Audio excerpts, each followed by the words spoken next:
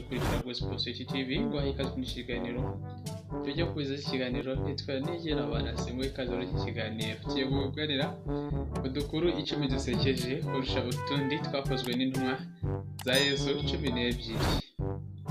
Mu gihe benshi basoma Bibiliya bashaka ubutumwa bwo bukomeye no kwizera, hari abibagirwa ko intumwa za Yesu zari abantu nk'abandi, zari zifite amarangamutima, zishobora kwibeshya, gusetsa ndetse no gukora ibintu byatuma umuntu aseka cyane. Iyo nkuru yatwereka udukuru 10 dusekeje kurusha utundi twagaragaye mu buzima bw'izo ntumwa, ariko buri kimwe kikigisha isomo ry'ubuzima. Agakuru ka mbere gasekeje, Petero yibeshye akumva ari mu nzozi. Ibi biri mu gitabo cy'ibyakozwe n'intumwa bice 12:6-11. Handitse ko Petero yarafunzwe aziritse n'amapingu, asinziriye hagati y'abarinzi babiri mu ijoro rimwe. Umumarayika w'Imana yamukubise ku rubavu amubwira ati byuka vuba. Amapingu ahita acika. Petero aratekereza ati ndimo gusinzira, ndimo kurota. Atangira gukurikira umumarayika atazi ko ari ukuri. Ageze hanze umumarayika aramureka. Petero ahita avuga ati nyagasani we, ndabona ibi atari inzozi ahubwo ko ndi hanze. Iyo usesenguye neza ni nk'umuntu warusinziriye agafata indege atabizi. Abari bamuzi bose araseka cyane bumvise ko yatekerezaga ko ari mu nzozi, mu gihe yari yirukankiye hanze ya gereza yambaye inkweto ari guseka. Agakuru ka kabiri wambaza ngo nakahe?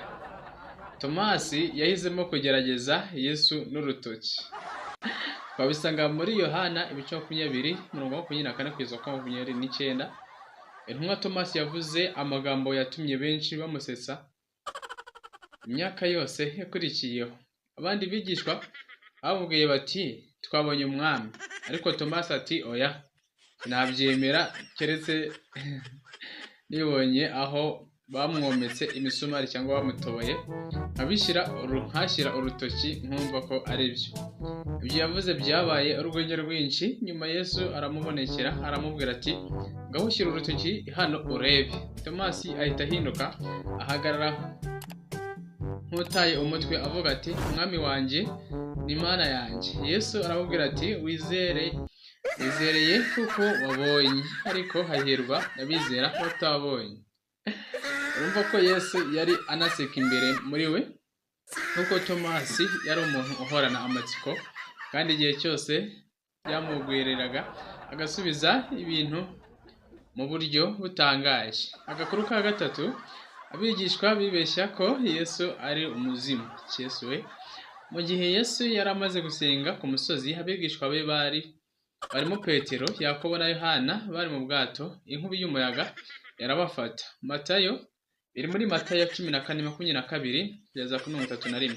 Yesu aza kugenda hejuru y'amazi ajya kubasanga, ariko baravuga bati ni umuzimu. Baratabaza. Petero aravuga ati mwami, niba ari wowe tegeka ngende ndi ku mazi hejuru yayo. Yesu aravuga ati ngwino. Petero atera intambwe 3 hejuru y'amazi, ariko abonye imiyaga ubwo baramufata atangira kurohama. Arataka ati Yesu ndohora. Yesu aramufata ukuboko aramukiza. Ibi byabaye nk'isomo rikomeye, ariko abantu benshi babikurikiranye baraseka cyane, bumva ukuntu Petero yagiye hejuru y'amazi akibwira ngo arashoboye, hanyuma akibona amazi menshi agahita avuga ngo oya ntabwo nabishoboye we. Agakuru ka kane ni akahe rero? Yohana na Yakobo basabiye imyanya mu ijuru. Muri Mariko ibice 10:35-45. Intumwa ebyiri, Yohana na Yakobo, baje kuri Yesu baravuga bati mwami, turagusabye ikintu kimwe, uduhe duterane iburyo n'ibumoso bwawe mu gihe uzaba uri mu bwami bwawe. Yesu arabaseka aravuga ati mwabana mwe ntimwamenya icyo musaba, mwashobora kunywera ku gikombe cyanjye? Bo bati yego. Yesu ati mwaryanywa koko, ariko imyanya yo iburyo n'ibumoso sinjye uyihereza. Abandi bigishwa babyumvise bararakara, ariko mu by'ukuri baranaseka kuko ayo magambo yari nk'ay'abantu bashaka promotion cyangwa promosiyo mu biro by'ijuru. Uko babyifuzaga byababereye isomo ry'uko ubuyobozi buhabwa n'abicisha bugufi. Agakuru ka gatanu mbaza ngo ni akahe? Petero yaciye umuntu ugutwi. Muri Yohana ibice 18 umurongo wa 10 kugeza kwa 11, igihe Yesu afatwaga, Petero yakuye inkota mu rwubati akubita umugaragu witwa Mariko amuca ugutwi. Yesu aravuga ati, shyira inkota yawe mu rwubati, kuko unywa ku gikombe data yampaye. Hanyuma afata ugutwi aragusubizaho. Abari aho bose barumirwa, abandi baraseka bati, uyu Petero rwose afite amaraso ashyushye. Ibyo bikorwa byari nko mu nkuru ya filime y'ubutwari ivanze n'urwenya. Agakuru ka gatandatu wambaza ngo ni akahe? Abigishwa bibagiwe amafunguro. Muri Yohana ibice 6 umurongo wa 1 kugeza kwa 14, Yesu yari amaze kwigisha abantu ibihumbi byinshi. Abigishwa be baraza bati, mwami, bohereze abantu batahe koko dusigaye dufite inzara. Yesu arababaza ati, mufite iki? Baravuga bati, dufite amandazi cyangwa se imigati 5 n'amafi 2. Yesu arabaseka ati, ibyo birahagije. Yahaye abantu bose kurya ndetse biranasigara. Abigishwa barareba baravuga bati, twibagiwe ko turi kumwe n'ukora ibitangaza. Udukuru nk'utu twabaye urwenya rwinshi mu bantu, kuko byerekanye uko abantu rimwe na rimwe bibagirwa imbaraga bafite imbere yabo. Agakuru ka karindwi mbaza ngo ni akahe? Pawulo ariyemera ariko agaseka. Abakorinto ba kabiri igice cya 10 umurongo wa 10, Pawulo yanditse ati, avuga ko igihe ndi imbere abantu batankunda, ariko mu nyandiko zanjye ndakomeye. Abantu baravuga bati, Pawulo ariyemera ariko arimo kwivuga urwenya. Pawulo yakundaga kuvuga ibintu mu buryo bushimishije kandi akerekana ko nubwo ari intumwa ari umuntu usanzwe. Ibyo byatumye abakristo benshi bamukunda kuko yabaganirizaga nk'inshuti iteye urwenya, atari nk'umuyobozi udatwikirwa. Inkuru ya 8 ni kuri Pawulo. Tuvuge kuri Pawulo na Sila baririmbira muri gereza. Mu byakozwe n'intumwa igice cya 16 umurongo wa 25 haravuga ngo, Pawulo na Sila bafunzwe kubera kubwiriza ubutumwa, mu gihe abandi banyururu bari bafite ubwoba. Bo batangiye kuririmba Imana nk'abari mu gitaramo cya gospel.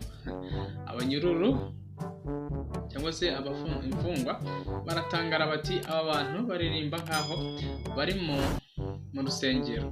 Bidatinze imiryango ya gereza irakingurwa. Ibyo byabaye nk'igitaramo kigoye cy'ubutungane, ariko kivanze n'urwenya kubera ukuntu abantu bari bageze ngo baribeshye bumva indirimbo zivuye muri gereza.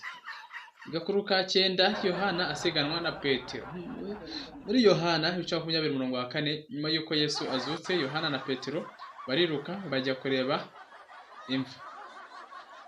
Yohana